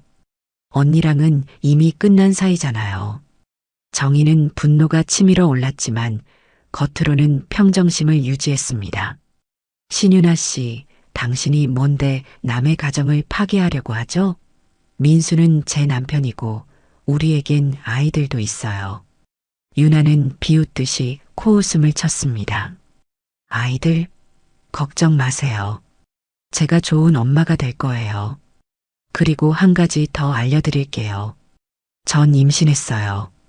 민수 오빠 아이예요. 정희는 그 말에 충격을 받아 한동안 말을 잇지 못했습니다. 윤아는 승리감에 찬 표정으로 말을 이었죠. 이제 상황 파악하셨죠? 민수 오빠는 이미 저를 선택했어요. 언니는 깨끗하게 물러나 주세요. 윤아가 떠난 후 정희는 화장실로 달려가 문을 잠그고 흐느꼈습니다. 분노와 배신감 그리고 절망이 한꺼번에 밀려왔죠. 하지만 정희는 곧 마음을 다잡았습니다. 이대로 무너질 수는 없었죠. 아이들을 위해서라도 강해져야 했습니다. 그날 저녁 정희는 민수와 마주 앉았습니다. 아이들은 학원에 가고 없는 시간이었죠. 신윤아 씨가 학교로 찾아왔더군요. 임신했다고 하던데요. 민수의 얼굴이 창백해졌습니다. 그는 한참을 말없이 있다가 겨우 입을 열었죠. 정희야, 미안해. 내가 정말 미쳤었나 봐. 그래서요? 이제 어떻게 하실 건가요? 그 여자와 결혼하실 건가요? 민수는 고개를 저었습니다. 아니야. 난 너와 아이들을 떠날 수 없어. 유나한테는 내가 책임질 테니까. 책임이요? 어떻게 책임지시려고요? 설마 두 집 살림하실 건가요? 정희의 차가운 말투에 민수는 아무 대답도 하지 못했습니다. 정희는 깊은 한숨을 내쉬며 말을 이었죠. 민수 씨, 당신 회사 돈 횡령한 거 알고 있어요. 5억이 넘는 돈을 빼돌렸더군요. 민수의 눈이 휘둥그레졌습니다. 그는 당황한 표정으로 정희를 바라봤죠. 그걸 어떻게 회사 직원이 제보했어요. 증거 자료도 다 있고요. 이대로 가다간 당신 감옥 가게 될 거예요. 민수는 머리를 감싸쥐고 괴로워했습니다. 정희는 차분하게 말을 이었죠. 저도 이혼은 원하지 않아요. 아이들 생각해서라도요. 하지만 이대로는 안 되겠어요. 당신이 모든 걸 정리하고 다시 시작하지 않으면 저도 가만히 있지 않을 거예요. 민수는 고개를 끄덕였습니다. 하지만 정희는 민수의 다짐을 믿을 수 없었죠. 그녀는 이미 다른 계획을 세우고 있었습니다. 며칠 후 정희는 시어머니 오말순을 찾아갔습니다. 재벌가의 고명딸 출신인 시어머니는 늘 정희를 무시하고 깔보는 태도를 보였죠. 하지만 오늘 정희는 각오가 달랐습니다. 어머님, 드릴 말씀이 있어서 왔어요. 무슨 일이야? 바쁜데 빨리 말해. 시어머니의 차가운 태도에도 정희는 굴하지 않았습니다. 민수가 회사 돈을 횡령했어요. 그것도 젊은 여자와 바람을 피우면서요. 시어머니의 표정이 굳어졌습니다. 정희는 준비해온 서류들을 테이블 위에 펼쳤죠. 이게 증거 자료예요. 어머님 재산으로 세운 회사인데 이대로 두시면 큰일 나요. 시어머니는 서류들을 훑어보더니 깊은 한숨을 내쉬었습니다. 이놈의 자식? 내가 그렇게 키웠더니 이런 짓을 하다니. 정희는 시어머니의 반응을 주시하며 말을 이었습니다. 어머님, 제가 해결책을 제안하고 싶어요. 민수를 대표직에서 물러나게 하고 회사 경영을 정상화시켜야 해요. 시어머니는 날카로운 눈빛으로 정희를 바라봤습니다. 그래서 내가 대신 회사를 맡겠다는 거야? 아니요. 전문 경영인을 모셔와야죠. 하지만 그 과정에서 어머님의 결단이 필요해요. 시어머니는 한참을 생각하더니 고개를 끄덕였습니다. 알았어. 내가 알아서 처리하겠어. 근데 넌 왜 이런 걸 나한테 알려주는 거지? 이참에 이혼하고 위자료 챙기면 될 텐데. 정희는 단호하게 대답했습니다. 전 아이들의 미래를 생각해요. 아버지가 범죄자가 되는 걸 원하지 않아요. 그리고 어머님도 이 회사를 지키고 싶으실 거라고 생각했어요. 시어머니는 처음으로 정희를 다시 보는 눈빛이었습니다. 그동안 무시하고 깔보던 며느리가 이렇게 현명하고 강단 있는 사람이었다니. 시어머니는 정희에게 조금 미안한 마음이 들었죠. 고맙다. 내가 너를 잘못 봤나 보구나. 정희는 시어머니의 말에 대답하지 않고 자리에서 일어났습니다. 이제 첫 번째 계획은 성공적으로 진행된 셈이었죠. 그날 밤 민수는 술에 취해 집에 들어왔습니다. 시어머니로부터 호된 꾸중을 들었던 모양이었죠. 정희, 미안해. 내가 정말 잘못했어. 민수는 비틀거리며 정희에게 다가왔습니다. 정희는 차가운 표정으로 민수를 바라봤죠. 지금 와서 사과한다고 달라질 게 있나요? 당신 때문에 우리 가족이 어떻게 됐는지 아세요? 민수는 눈물을 흘리며 무릎을 꿇었습니다. 제발, 한 번만 용서해줘. 다시는 이런 일 없을 거야. 정희는 민수를 내려다보며 말했습니다. 용서요? 당신이 저지른 일들을 생각하면 용서가 되나요? 회사 돈을 훔치고 젊은 여자와 바람피고 심지어 그 여자 임신까지 시켰다면서요? 민수는 고개를 들어 정희를 바라봤습니다. 그건 사실 확실하지 않아. 유나가 거짓말했을 수도 있어. 정희는 코웃음을 쳤습니다. 이제 와서 그런 말씀이세요? 당신이 그 여자를 얼마나 믿었는지 모르시나 봐요. 그때 민수의 휴대전화가 울렸습니다. 화면에는 유나라는 이름이 떠 있었죠. 민수는 당황한 표정으로 전화를 받지 않으려 했지만 정희가 대신 받았습니다. 여보세요? 언니세요? 민수 오빠 좀 바꿔주세요. 유나의 당당한 목소리에 정희는 분노가 치밀었지만 침착하게 대응했습니다. 신유나 씨, 이제 그만하세요. 민수는 더 이상 당신과 관계를 유지할 수 없어요. 뭐라고요? 언니가 뭔데 그런 결정을 해요? 전 민수 오빠 아이를 가졌다고요. 정희는 차분하게 말했습니다. 그럼 병원 가서 친자 확인부터 하시죠. 그게 확실해지면 그때 얘기해요. 전화를 끊은 정희는 민수를 바라봤습니다. 민수는 고개를 숙인 채 아무 말도 하지 못했죠. 다음 날 이상으로부터 연락이 왔습니다. 정희야, 신유나에 대해 조사한 결과가 나왔어. 충격적이야. 뭐가 나왔는데? 신유나는 이미 결혼한 여자야. 3년 전에 위장이혼을 했고 그 과정에서 전 남편 재산을 빼돌린 전과가 있어. 사기죄로 집행유예를 받았더라고. 정희는 경악했습니다. 민수가 어떤 여자와 바람을 피웠는지 이제야 알게 된 것이죠. 그리고 더 충격적인 건 신유나가 임신했다는 게 거짓일 가능성이 높아. 최근 산부인과 진료 기록이 전혀 없거든. 정희는 이 정보를 어떻게 활용할지 고민했습니다. 직접 신유나를 찾아가 대면하기로 결심했죠. 이틀 후 정희는 신유나가 일하는 헬스장을 찾아갔습니다. 유나는 회원들을 지도하고 있었는데 정희를 보자 잠시 당황한 표정을 지었죠. 신유나 씨, 잠깐 얘기 좀 할까요? 유나는 어쩔 수 없이 정희를 따라 상담실로 들어갔습니다. 정희는 준비해온 서류들을 테이블 위에 올려놓았죠. 이게 뭐죠? 당신의 과거 기록이에요. 위장이혼, 사기 전과, 그리고 최근 산부인과 진료 기록이 없다는 것까지. 유나의 얼굴이 하얗게 질렸습니다.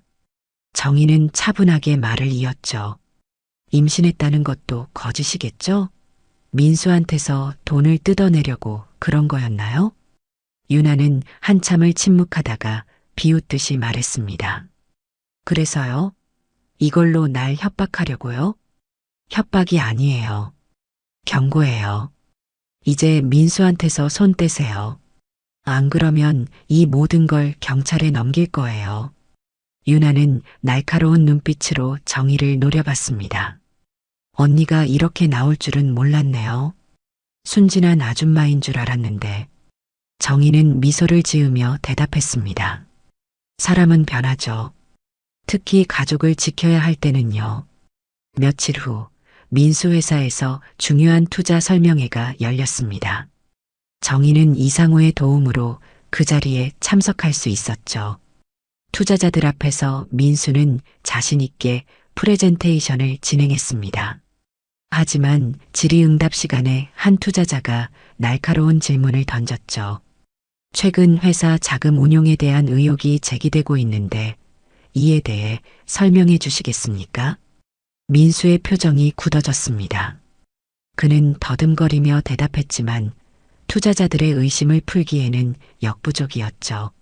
설명회가 끝난 후 정희는 민수에게 다가갔습니다. 이제 정신이 좀 들어요? 당신이 저지른 일들이 얼마나 심각한지 알겠어요? 민수는 지친 표정으로 고개를 끄덕였습니다. 정희야, 내가 어떻게 해야 하지? 일단 모든 걸 인정하고 책임을 져야죠. 회사 돈은 돌려놓고 신윤아와는 완전히 관계를 끊어야 해요. 민수는 망설이다가 말했습니다. 알았어. 다 정리할게. 하지만 우리 관계는 어떻게 되는 거지? 정희는 잠시 생각하다가 대답했습니다. 그건 당신 하기에 달렸어요. 진심으로 반성하고 변화된 모습을 보여준다면 다시 생각해 볼 수도 있겠죠. 그날 밤 시어머니 오말순이 정희를 불렀습니다. 시어머니의 표정은 평소와 달리 부드러웠죠. 며느리 고생이 많았구나. 정희는 놀란 표정으로 시어머니를 바라봤습니다. 시어머니는 계속 말을 이었죠. 내가 그동안 너무 몰라봤어.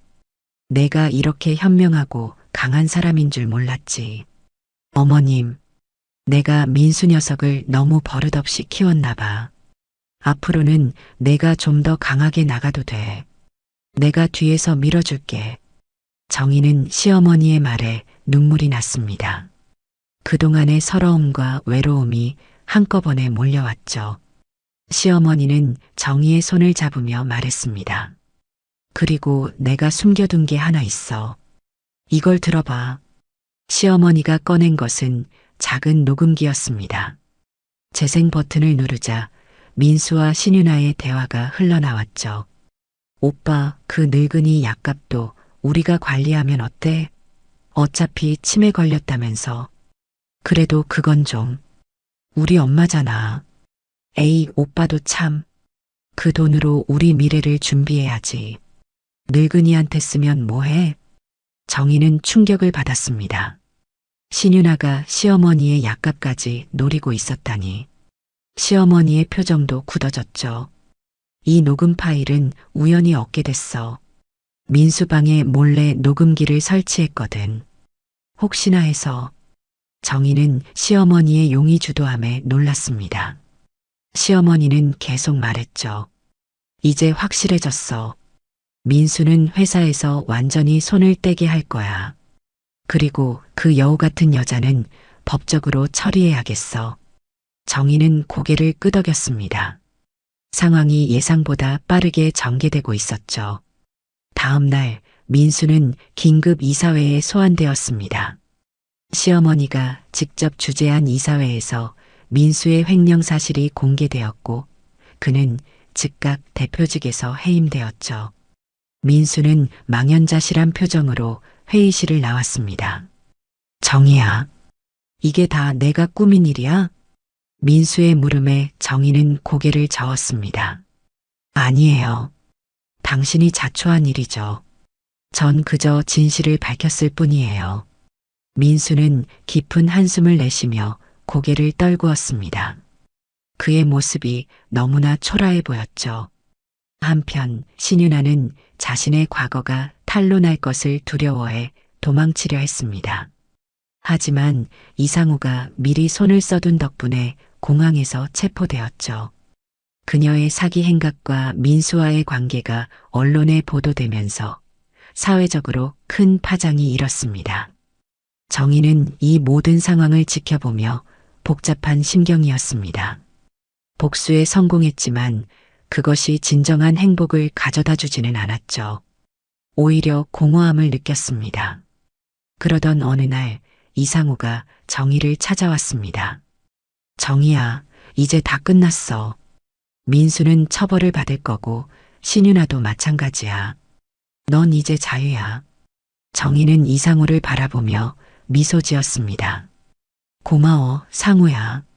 내가 없었으면 이 모든 걸 해낼 수 없었을 거야. 이상우는 정희의 손을 잡으며 말했습니다. 정희야, 이제 새로운 시작을 해보는 게 어때? 너와 아이들에게는 더 나은 미래가 기다리고 있을 거야. 정희는 이상우의 따뜻한 눈빛을 바라보며 고개를 끄덕였습니다. 그녀의 마음속에서 무언가가 움직이기 시작했죠. 어쩌면 이상우와 함께라면 다시 행복을 찾을 수 있을지도 모른다는 생각이 들었습니다. 몇 달 후 법원에서 정희와 민수의 이혼 재판이 열렸습니다. 민수의 불륜과 횡령 사실이 모두 인정되어 정희에게 유리한 판결이 내려졌죠. 양육권은 정희에게 주어졌고 재산 분할도 정희에게 유리하게 결정되었습니다. 재판이 끝난 후 민수는 정희에게 다가와 말했습니다. 정희야, 정말 미안해. 내가 너무 어리석었어. 정희는 담담하게 대답했습니다. 이제 와서 사과해도 달라질 건 없어요. 각자의 길을 가는 게 좋겠어요. 민수는 고개를 끄덕이며 돌아섰습니다. 그의 뒷모습이 쓸쓸해 보였지만 정희는 더 이상 동정심을 느끼지 않았죠. 시어머니 오말수는 정희에게 회사 지분의 일부를 양도했습니다. 또한 손자들을 위한 교육 신탁도 설립했죠. 며느리, 아니, 이제는 정희야. 내가 우리 집안의 진정한 기둥이구나. 앞으로도 잘 부탁한다. 정희는 시어머니의 말에 깊이 감사했습니다. 한때는 자신을 무시하던 시어머니가 이제는 가장 든든한 지원자가 되어준 것이죠. 정희는 아이들과 함께 새로운 집으로 이사했습니다. 작지만 아늑한 아파트였죠. 수진이와 동생 민호는 새 집을 마음에 들어 했습니다. 엄마, 여기 정말 좋아요. 학교도 가깝고 공원도 있고. 정희는 아이들의 밝은 모습에 행복을 느꼈습니다. 비록 가족의 형태는 변했지만 오히려 더 단단해진 것 같았죠. 학교에 복직한 정희는 예전보다 더 열정적으로 아이들을 가르쳤습니다. 동료 교사들도 정희의 변화를 느끼고 격려해 주었죠. 정희 선생님, 요즘 더 밝아지신 것 같아요. 그러게요. 힘든 일 겪으셨는데도 오히려 더 강해지신 것 같아요. 정희는 동료들의 말에 미소 지었습니다.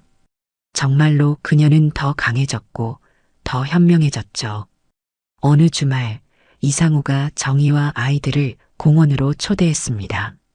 따뜻한 봄날이었죠. 이상우 아저씨, 오늘 뭐 하실 거예요? 민호가 이상우에게 달려가며 물었습니다. 이상우는 민호를 안아 올리며 웃었죠. 오늘은 연 날리기 어때? 아저씨가 멋진 연 가져왔어. 아이들이 신나게 연을 날리는 동안 정희와 이상우는 벤치에 앉아 이야기를 나눴습니다. 상우야, 요즘 어때? 나, 뭐 늘 그렇지. 일하고 가끔 너희 생각하고. 정희는 이상우의 말에 얼굴이 붉어졌습니다. 이상우는 진지한 표정으로 말을 이었죠. 정희야, 내가 오래전부터 너를 좋아했다는 거 알지? 지금도 그 마음은 변함없어. 정희는 이상우를 바라봤습니다. 그의 눈빛은 따뜻하고 진실했죠. 상우야, 나도. 요즘 내가 자꾸 생각나. 하지만 아직은 조심스러워. 이혼한 지 얼마 안 됐고 아이들도 있고. 이상우는 정희의 손을 잡으며 말했습니다. 알아. 서두르지 않을게. 그저 내 곁에 있을 수 있다는 것만으로도 행복해. 정희는 이상우의 손을 꼭 잡았습니다. 그녀의 마음속에서 새로운 사랑이 싹트고 있었죠. 시간이 흘러 1년이 지났습니다. 정희의 삶은 완전히 안정되었고 아이들도 새로운 환경에 잘 적응했죠. 민수는 횡령 혐의로 집행유예를 선고받았고 신윤아는 사기죄로 실형을 살게 되었습니다. 어느 날 정희는 이상우와 함께 바닷가를 걸었습니다. 석양이 아름답게 물들어가는 하늘을 바라보며 정희는 말했죠. 상우야, 이제 나도 준비가 된 것 같아. 이상우는 기쁜 표정으로 정희를 바라봤습니다. 정희야, 그 말은? 응, 우리 다시 시작해보자. 천천히 하지만 진실되게. 이상우는 정희를 안아주었습니다. 두 사람의 그림자가 석양빛의 하나로 겹쳐졌죠. 그로부터 6개월 후 정희와 이상우는 조촐한 결혼식을 올렸습니다. 수진이와 민호도 기쁜 마음으로 두 사람을 축복했죠. 시어머니 오말순도 참석해 정희를 축하해 주었습니다. 정희야, 이번엔 정말 행복해지길 바란다. 이상호 씨, 우리 정희 잘 부탁해요. 이상호는 진지하게 대답했습니다. 어머님, 정희와 아이들을 평생 사랑하고 지키겠습니다. 결혼식이 끝난 후 정희는 하객들과 인사를 나누며 생각했습니다. 인생에서 가장 힘든 시기를 겪었지만 그 과정에서 더 강해졌고 진정한 사랑도 찾았죠. 고통스러웠던 과거가 오히려 더 단단한 미래를 만들어준 것 같았습니다. 저녁 무렵 정희는 가족들과 함께 새 집으로 돌아왔습니다. 현관문을 열고 들어서는 순간 정희는 진정한 행복이 무엇인지 깨달았습니다. 화려함이나 부유함이 아닌 사랑하는 사람들과 함께하는 평범한 일상이야말로 가장 큰 축복이었죠. 엄마, 이제 이상우 아저씨가 우리 아빠예요? 민호의 천진난만한 질문에 정희는 웃으며 대답했습니다. 그래, 이제부터 우리는 새로운 가족이야. 우리 모두 행복하게 지내자.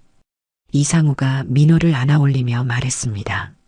민호야, 아빠가 될 수 있게 해줘서 고마워. 수진아, 너도 고맙고. 수진이는 수줍게 웃으며 이상우를 안았습니다. 정희는 이 모습을 보며 눈시울이 붉어졌죠. 비록 완벽하지는 않지만 이것이 바로 그녀가 꿈꾸던 가족의 모습이었습니다. 그날 밤 아이들이 잠든 후 정희와 이상우는 거실 소파에 나란히 앉았습니다. 창밖으로 보이는 도시의 야경이 아름다웠죠. 정희야, 행복하니? 이상우의 질문에 정희는 고개를 끄덕였습니다. 응, 정말 행복해. 한때는 모든 게 끝난 줄 알았는데 이렇게 새로운 시작을 할 수 있다니 믿기지 않아. 이상우는 정희의 어깨를 감싸며 말했습니다. 앞으로는 더 좋은 일만 있을 거야. 내가 그렇게 만들어줄게. 정희는 이상우의 품에 기대어 눈을 감았습니다. 과거의 상처와 아픔은 이제 먼 기억처럼 느껴졌죠. 그녀는 이제 진정으로 자유로워졌고 새로운 인생을 살아갈 준비가 되었습니다. 몇 달이 지난 어느 날 정희는 뜻밖의 소식을 들었습니다. 민수가 교통사고로 중상을 입었다는 것이었죠. 병원으로 달려간 정희는 중환자실에 누워있는 민수를 보고 복잡한 심경이 되었습니다.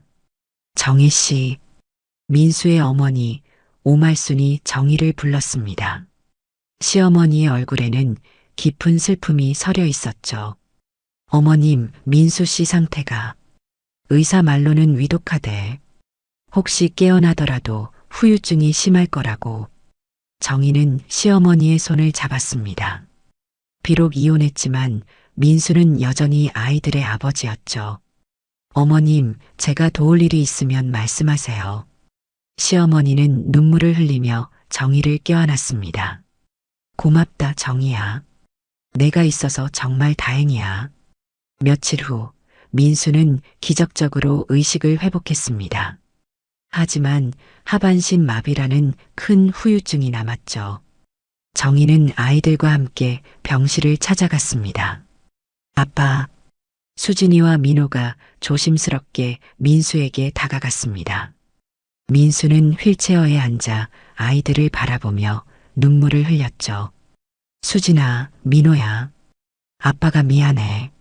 정말 미안해. 정희는 민수를 바라보며 말했습니다. 민수 씨, 과거는 과거예요. 이제는 재활에 집중하세요. 아이들을 위해서라도 건강해져야죠. 민수는 고개를 끄덕이며 정희를 바라봤습니다. 정희야, 고마워. 내가 너무 많은 걸 잃고 나서야 깨달았어. 내가 얼마나 소중한 사람이었는지. 정희는 담담하게 대답했습니다. 이제 우리는 각자의 길을 가고 있어요. 하지만 아이들의 부모로서는 계속 연결되어 있겠죠. 건강 회복하세요. 병실을 나온 정희는 깊은 한숨을 내쉬었습니다. 인생의 아이러니함을 느꼈죠. 한때 모든 것을 가졌던 민수가 이제는 가장 기본적인 것조차 잃어버린 상태였습니다. 집으로 돌아온 정희는 이상우에게 오늘 있었던 일을 이야기했습니다. 이상우는 정희의 손을 잡으며 말했죠. 정희야, 내가 민수 씨를 도와주고 싶다면 나도 지지할게. 그가 아이들의 아버지니까. 정희는 이상우의 이해심에 감동했습니다. 진정한 사랑이란 이런 것이구나 하고 느꼈죠. 시간이 흘러 정희의 친정 어머니 상태도 많이 호전되었습니다. 꾸준한 치료와 정희의 정성 어린 보살핌 덕분이었죠. 어머니는 가끔 정희의 이름을 잊어버리곤 했지만 딸을 향한 사랑만은 변함이 없었습니다. 정희야, 내가 행복해 보여서 엄마도 기뻐. 어머니의 말에 정희는 눈물을 글썽였습니다. 힘든 시기를 겪으면서도 가족의 사랑이 있었기에 견딜 수 있었던 것이죠. 어느 가을날 정희는 학교에서 특별한 상을 받았습니다. 올해의 교사상이었죠. 시상식에는 이상우와 아이들, 그리고 시어머니까지 참석했습니다. 윤정혜 선생님은 개인적으로 큰 어려움을 겪으면서도 교육자로서의 사명을 다하셨습니다. 학생들을 향한 사랑과 헌신은 우리 모두에게 귀감이 됩니다. 교장 선생님의 시상사에 정희는 감격했습니다. 단상에 올라 트로피를 받으며 정희는 말했죠. 이 상은 저를 믿고 지지해준 가족들, 동료 선생님들, 그리고 사랑하는 제자들과 함께 받고 싶습니다. 앞으로도 더 좋은 교사가 되도록 노력하겠습니다. 시상식이 끝난 후 가족들과 함께 저녁 식사를 하며 정희는 지난 시간들을 돌아봤습니다. 배신과 상처, 그리고 그것을 극복하는 과정. 모든 것이 지금의 정희를 만들었죠. 엄마, 축하해요. 엄마가 최고예요. 민호의 말에 정희는 행복하게 웃었습니다. 이상우도 자랑스러운 표정으로 정희를 바라봤죠. 정희야, 정말 자랑스러워. 내가 이렇게 훌륭한 사람이라는 걸 모두가 알아주니 기쁘다. 정희는 가족들의 축하를 받으며 생각했습니다. 진정한 성공이란 화려한 지위나 부가 아니라 자신의 자리에서 최선을 다하고 사랑하는 사람들과 함께하는 것이라는 걸 말이죠. 그해 겨울, 정희는 이상우와 함께 제주도로 늦은 신혼여행을 떠났습니다. 아이들은 시어머니가 돌봐주기로 했죠. 비행기에서 내려다본 제주의 설경은 아름다웠습니다. 상우야, 우리 언제 이렇게 둘만의 시간을 가져봤던가? 그러게. 결혼하고 나서도 계속 바빴으니까. 이번 기회에 푹 쉬자. 숙소에 도착한 두 사람은 해변을 따라 산책했습니다. 겨울 바다는 차가웠지만 정희의 마음은 따뜻했죠. 정희야, 혹시 기억하니? 대학 때 우리 MT 왔던 거. 이상우의 말에 정희는 추억에 잠겼습니다. 그럼 기억하지. 그때 내가 나한테 고백하려다 말았잖아. 맞아. 그때는 용기가 없었어. 너무 늦었지만 이제라도 너와 함께할 수 있어서 행복해. 정희는 이상우의 팔짱을 끼며 말했습니다. 늦었다고 생각하지 않아. 모든 일에는 때가 있는 법이니까. 우리는 지금이 가장 좋은 때인 거야. 신혼여행에서 돌아온 정희는 일상으로 복귀했습니다. 하지만 그녀의 마음은 예전과 달랐죠. 더 이상 과거에 얽매이지 않고 현재를 충실히 살아가기로 다짐했습니다. 어느 날 정희는 뜻밖의 전화를 받았습니다. 신윤아가 교도소에서 면회를 요청한 것이었죠. 잠시 고민하던 정희는 면회를 가기로 했습니다. 교도소 면회실에서 만난 신윤아는 많이 변해 있었습니다. 화려했던 모습은 온데간데 없고 초췌한 얼굴을 하고 있었죠. 정희 씨, 와주셔서 감사해요. 윤아의 목소리에는 예전의 도발적인 태도가 없었습니다. 정희는 차분하게 물었죠. 무슨 일로 절 부르셨어요? 유나는 눈물을 흘리며 말했습니다. 사과하고 싶었어요.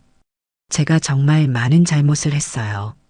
남의 가정을 파괴하고 거짓말로 사람들을 속이고. 정희는 유나를 바라보며 말했습니다. 이제 와서 사과한다고 달라질 건 없어요. 하지만 진심으로 반성한다면 앞으로는 더 나은 삶을 살 수 있겠죠. 면회를 마치고 나온 정희는 복잡한 심경이었습니다. 한때 자신의 가정을 파괴했던 여자를 용서할 수 있을까? 하지만 정희는 이미 마음속에서 용서를 시작했다는 것을 알았죠. 용서는 상대방을 위한 것이 아니라 자신을 위한 것이었으니까요. 봄이 찾아왔습니다. 정인의 가족은 공원으로 나들이를 갔죠. 만개한 벚꽃 아래서 아이들이 뛰어노는 모습을 보며 정인은 행복감을 느꼈습니다. 엄마, 사진 찍어주세요. 수진이가 벚꽃 아래서 포즈를 취했습니다. 정인은 카메라를 들어 딸의 모습을 담았죠. 순간 정희의 눈에 민수의 모습이 들어왔습니다. 휠체어를 탄 채 멀리서 아이들을 바라보고 있었죠. 정희는 잠시 망설이다가 민수에게 다가갔습니다.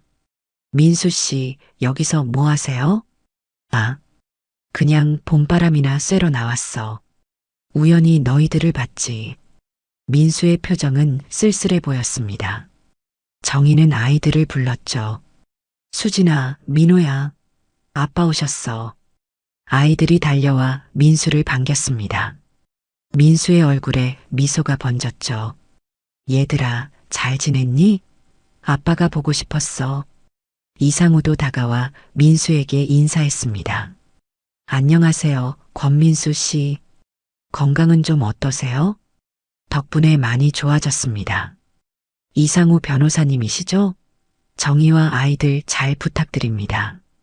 두 남자는 서로를 바라보며 묵묵히 고개를 끄덕였습니다. 과거의 앙금은 이미 사라진 듯했죠. 그날 저녁 정희는 일기장에 이렇게 적었습니다. 오늘 공원에서 민수를 만났다. 한때는 미워했던 사람이지만 이제는 연민의 감정이 든다. 인생이란 참 아이러니하다. 모든 것을 가졌던 사람이 모든 것을 잃고 모든 것을 잃었다고 생각했던 나는 오히려 더 많은 것을 얻었다. 이제 나는 진정으로 자유롭다. 과거의 상처에서 벗어나 현재를 살아가고 있다. 내일은 또 어떤 하루가 펼쳐질까? 기대된다. 정희는 일기장을 덮고 창밖을 바라봤습니다. 별이 총총한 밤하늘이 아름다웠죠. 그녀는 이제 두려움 없이 미래를 향해 나아갈 준비가 되어 있었습니다. 상처와 배신을 딛고 일어선 정희는 그 어느 때보다 강하고 현명한 여성이 되어 있었죠.